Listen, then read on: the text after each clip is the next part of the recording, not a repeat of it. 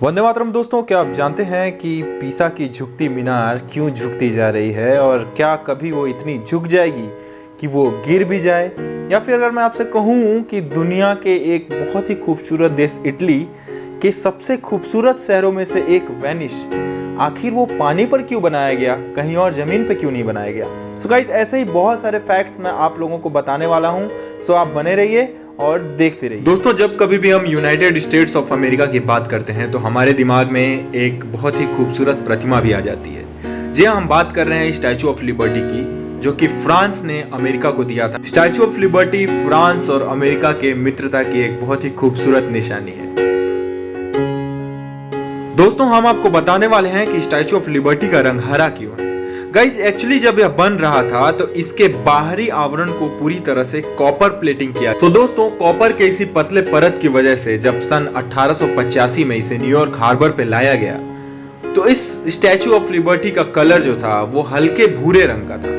लेकिन जब इसे सिचुएट किया गया, जब इसे स्थापित किया गया तो समंदर से उठती हुई नमकीन लहरें इसे कंटिन्यूअसली टकराने लगी और जिसकी वजह से सॉल्ट और कॉपर का रिएक्शन हुआ और धीरे धीरे एक ग्रीनिश टिंट इसके ऊपर आना चालू, और इसकी वजह से ही ये स्टैचू ऑफ लिबर्टी और भी खूबसूरत दिखने लगी है। सो गाइस, साल्ट का कॉपर से इस तरह से रिएक्शन की वजह से एक सॉल्ट का पतला सा लेयर इस पूरे स्टैचू के ऊपर भी पड़ गया और इसका कलर स्लोली ग्रीनिश हो गया, जो कि हम अभी देखते हैं। तो दोस्तों, सॉल्ट के इस पतले परत को पैटीना कहा जाता है और ये पैटीना स्टैचू ऑफ लिबर्टी के लिए बहुत ही अच्छी चीज है, क्योंकि एक तो इसका खूबसूरत कलर इसकी वजह से आता है और दूसरा यह स्टैचू ऑफ लिबर्टी पे रस्ट लगने से भी रोकता है ना गाइस। इंटरेस्ट दोस्तों, हम में से कई लोग ऐसे होंगे जिनसे आज भी पूछा जाए कि उनका फेवरेट टूरिस्ट प्लेस या सबसे सुंदर देश उनको कौन सा लगता है, तो हम आंख बंद करके बोलेंगे इटली।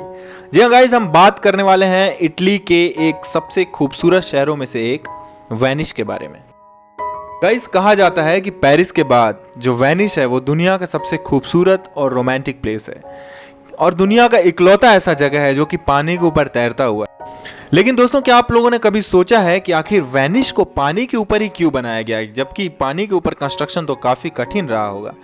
दोस्तों, 5वीं शताब्दी में इटली में जीवन इतना आसान भी नहीं था। बाहरी आक्रमणकारियों ने north eastern part of Italy जो था उसमें बहुत ज्यादा उत्पात मचा रखा था, जिसलिए वहां के जो लोग थे वो बेघर हो चुके थे और ऐसे जगह की तलाश में थे जहां पर वो इन लोगों से बचकर सुरक्षित जीवन बिता सके। और इनकी तलाश खत्म हुई जब उन्हें एक दलदली लगून वाला जगह मिला और धीरे धीरे गाइस वो आपस में वुडन ब्रिजेस और कैनाल का निर्माण करके एक दूसरे से कनेक्टेड होने लगे और यही निर्माण धीरे धीरे एक वेनिस का रूप ले लिया और दुनिया के सबसे खूबसूरत और वंडरफुल सिटीज में से एक हो चुका है। और गाइस, वो लगून ही ऐसा सुरक्षित जगह था जहां पर वो बारबेरियन से बच सकते थे। और दोस्तों, फाइनली जो रोमन रिफ्यूजी थे वो लगून के लगभग 118 आइलैंड में अलग अलग जगह सेपरेट हो गए और वहां पर सेटल होने लगे। दोस्तों, अगर हम इटली की बात कर रहे हैं तो पीसा को कैसे भूल सकते हैं, और जब पीसा की बात आती है तो पीसा फेमस ही सिर्फ एक चीज के लिए और वो है the leaning tower of Pisa. जी हाँ गाइस, हम आपको बताने वाले हैं लीनिंग टावर ऑफ पीसा के बारे में। सबसे पहली बात तो हम ये बताएंगे कि why the leaning tower of Pisa is leaning actually. आखिर वो झुकता क्यों जा रहा है यार, और अगर वो झुकता जा रहा है तो क्या कभी ऐसा भी होगा कि वो झुकते झुकते एक दिन गिर जाएगा। सो गाइस, इन्हीं चीजों की जवाब मैं आपको देने वाला हूँ। दोस्तों, बात है 1173 की, जब पीसा के झुकती मीनार की नींव रखी गई और धीरे धीरे बनाना इसे प्रारंभ किया गया। इसे बनने में वैसे तो पूरे 200 साल लग गए, लेकिन दोस्तों 1173 के जस्ट 12 साल बाद ही, या यूं कहें कि 12वीं शताब्दी आते आते तक यह पता चल चुका था कि यह जो मीनार है वो टेढ़ी बन चुकी है।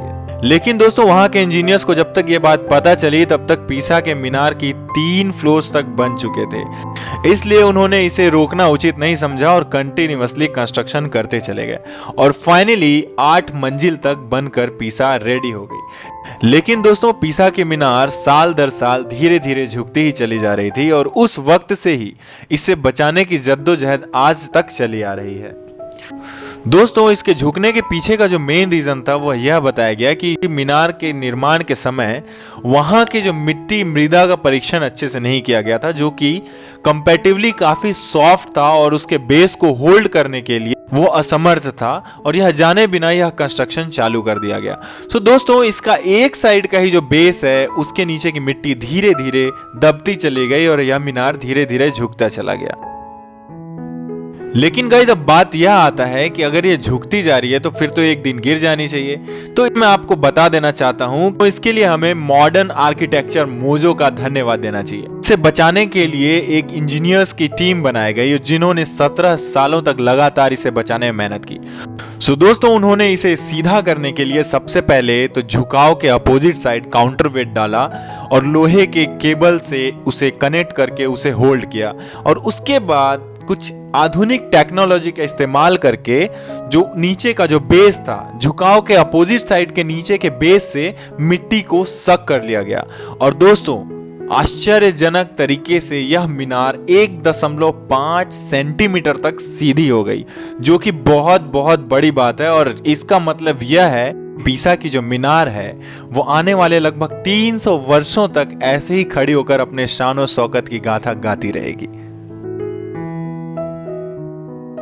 दोस्तों अगर हम प्राचीन कंस्ट्रक्शन और अजूबों की बात करें तो हम ग्रेट वॉल ऑफ चाइना को कैसे भूल सकते हैं जी गाइस। लेकिन एक सवाल बार बार हमें परेशान कर सकता है कि आखिर ग्रेट वॉल ऑफ चाइना को बनाया क्यों गया, क्योंकि जिस वक्त यह बना था यह उस वक्त का दुनिया का सबसे बड़ा मैन मेड स्ट्रक्चर था।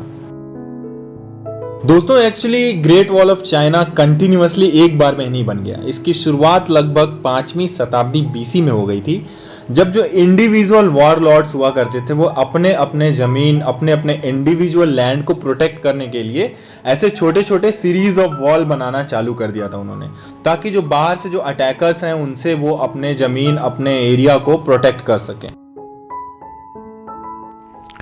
लेकिन दोस्तों चाइना जैसे ही एक यूनाइटेड एम्पायर बन गया, जब ये पूरी तरह से आपस में मिल गया, यूनाइटेड हो गया, उसके बाद इस छोटे छोटे वॉल के सीरीज को आपस में इन्होंने जोड़ना चालू किया और लगभग 2000 सालों तक यह चलता रहा। और दोस्तों फाइनली यह विशालकाय कंस्ट्रक्शन बनकर तैयार हुआ। इसके बनाने के पीछे की सबसे बड़ी जो रीजन, जो वजह रही, वो इनिशियल जब ये बनना शुरू हुआ था उस वक्त से ही बाहरी आक्रांताओं से बचने के लिए ही इसे बनाया गया। खासकर जब इसे पूरी तरह से कंप्लीटली जोड़ना चालू किया गया उस वक्त इसे मेनली जो मंगोलियंस और माचू आर्मीज थे उनसे बचने के लिए ही इन्हें बनाने का निश्चय किया गया चाइनीज गवर्नमेंट के द्वारा।